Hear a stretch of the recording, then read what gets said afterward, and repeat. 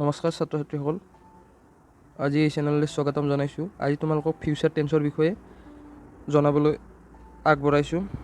Future tense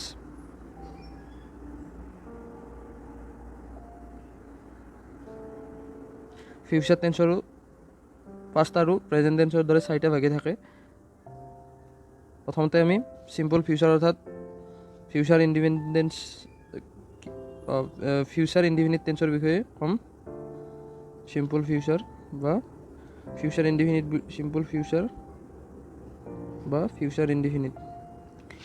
simple future মানে কি হৈছে, ভৱিষ্যত বা আগলৈ অৰ্থাৎ ভৱিষ্যতত হ'বলগীয়া যিকোনো কাৰ্য প্ৰকাশ কৰিবলৈ আমি ফিউচাৰ ইনডিফিনিট টেন্সৰ ব্যৱহাৰ কৰোঁ, অৰ্থাৎ সিম্পল ফিউচাৰ টেন্সৰ ব্যৱহাৰ কৰোঁ।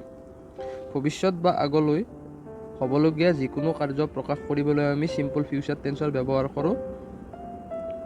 আৰু ইয়াৰ ক্ষেত্ৰত কিছুমান নীতি নিয়ম আছে। মানে কি, ফাৰ্ষ্ট পাৰ্চন ছিংগুলাৰ নাম্বাৰৰ ক্ষেত্ৰত অৰ্থাৎ আই আৰু উইৰ ক্ষেত্ৰত সদায় চেল ব্যৱহাৰ হয় আৰু বাকী ছাবজেক্টবোৰৰ ক্ষেত্ৰত সদায় উইল ব্যৱহাৰ হয়। এতিয়া আমি ইয়াৰ বাক্যৰ গঠনটো আমি লিখি লওঁ। বাক্যৰ গঠনটো লিখিবলৈ গ'লে ইয়াত হ'ব ছাবজেক্ট প্লাছ চেল বা উইল লাগিব, চেল বা উইল। তাৰপিছত মেইন ভাৰ্ব হ'ব, মেইন ভাৰ্ব অৰ্থাৎ V1। তাৰপাছত অবজেক্ট আৰু কিবা যদি থাকে এক্সট্ৰা সেইটো সোমাই যাব। গতিকে এতিয়া আমি ইয়াৰ উদাহৰণ হিচাপত ল'লে,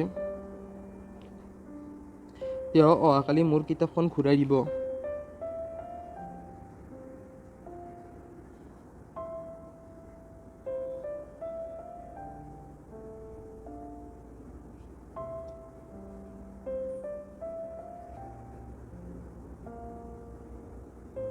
তেওঁ অহাকালি মোৰ কিতাপখন ঘূৰাই দিব। এইটো যদি আমি ফিউচাৰ ইনডিফিনিট টেন্স অৰ্থাৎ চিম্পল ফিউচাৰ টেন্সত বহুৱাই লিখোঁ, এইটো কি হ'ব, তেওঁ সি হ'ব। সিৰ সৈতে সদায় উইল হ'ব, কাৰণ বেলেগ ছাবজেক্টবোৰৰ সৈতে সদায় উইলে হয়, আই বা উইৰ বাহিৰে। গতিকে I will, he will return my book.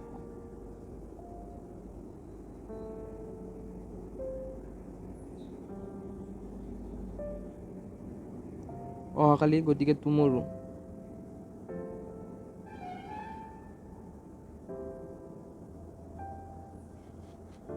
গতিকে এইটো হৈ গ'ল he will return my book tomorrow. আৰু এটা উদাহৰণ লওঁ আমি, মই তোমাক অহা সোমবাৰে লগ কৰিম। এইটো কি হ'ব, মই তোমাক অহা সোমবাৰে লগ কৰিম।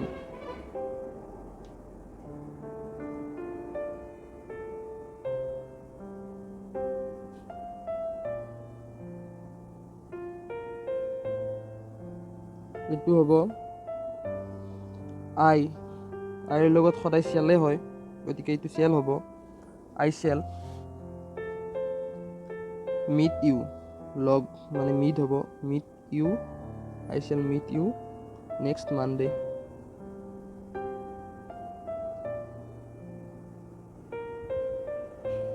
এতিয়া আমি ফিউচাৰ কণ্টিনিউয়াছ টেন্সৰ বিষয়ে কওঁ। ফিউচাৰ কণ্টিনিউয়াছ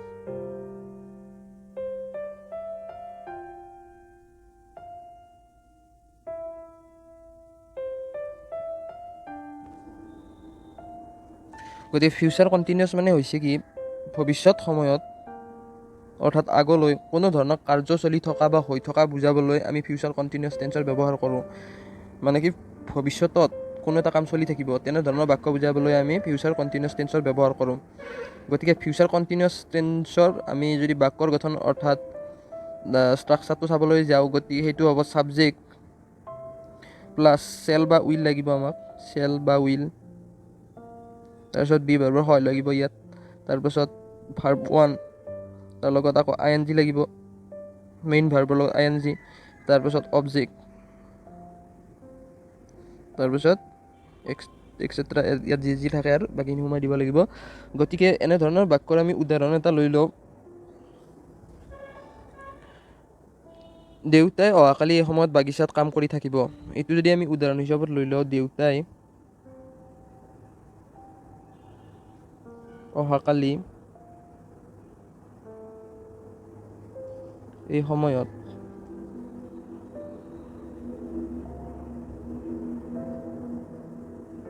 বাগিচাত কাম কৰি থাকিব।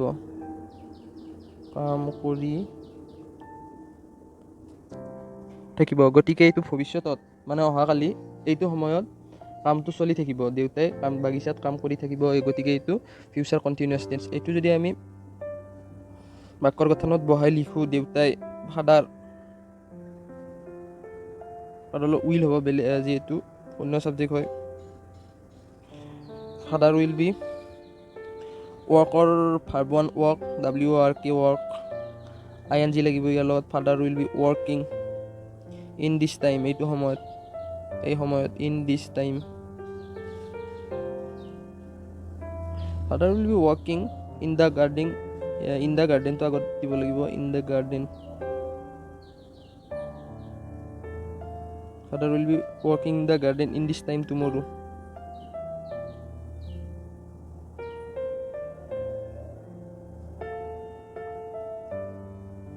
এইটো এটা হৈ গ'ল।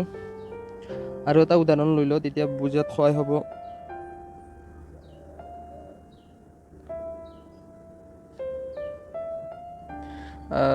ল'ৰাজনে আৰু এবছৰ ইয়াত পঢ়া পাতি কৰিব।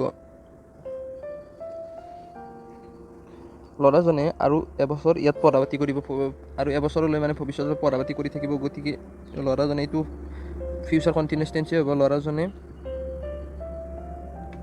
আৰু এটা বছৰ ইয়াত পঢ়া শুনা কৰিব।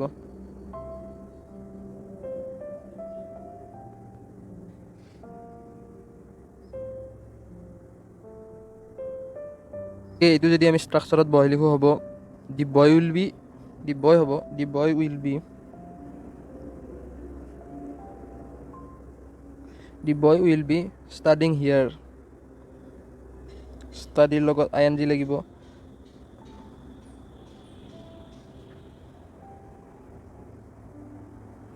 ফৰ এ ইয়াৰ মোৰ।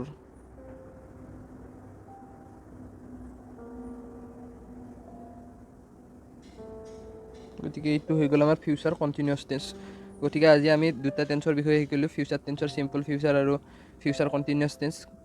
আজিলৈ ইমানে। ভিডিঅ'টো ভাল লাগিলে শ্বেয়াৰ, ছাবস্ক্ৰাইব আৰু লাইক কৰিব। আৰু অন্য এটা ভিডিঅ'ৰ জৰিয়তে আমি ফিউচাৰ পাৰফেক্ট আৰু ফিউচাৰ পাৰফেক্ট কণ্টিনিউৱাছ টেন্সৰ বিষয়ে আলোচনা কৰিম।